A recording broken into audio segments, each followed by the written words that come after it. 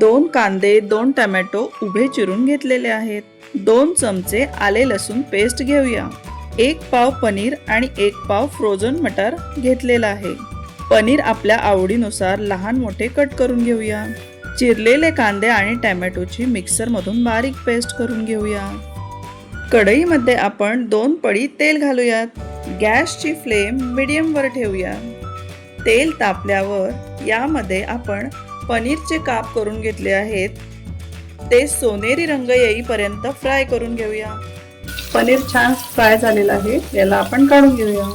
2 चमचा आले लसूण पेस्ट घालूया. गॅसची फ्लेम मीडियमवर ठेवूया.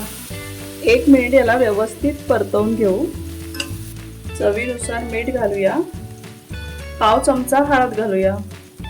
लाल मिरची पावडर 1 चमचा घालूया.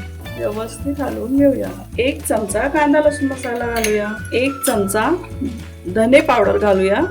1 चमचा गोडा मसाला घालूया. यामध्ये 1 चमचा खोबरं कोथिंबीर पेस्ट घालूया.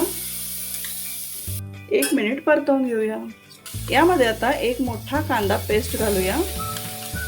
2 ते 3 मिनिट कांदा व्यवस्थित फ्राय करून घेऊया. आता टोमॅटो प्युरी घालून व्यवस्थित मिक्स करूया.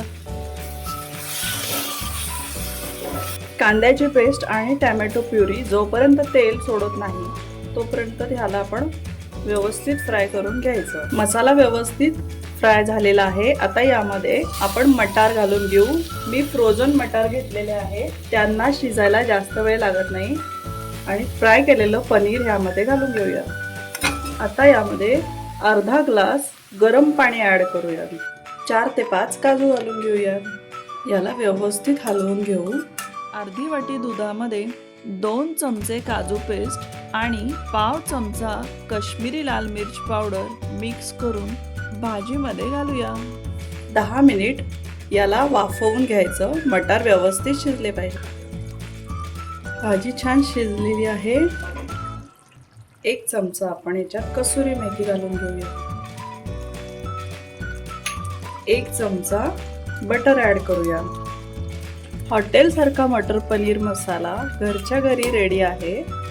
तुम्ही पण असा नक्की करून बघा. आता आपण याला सर्व करूया.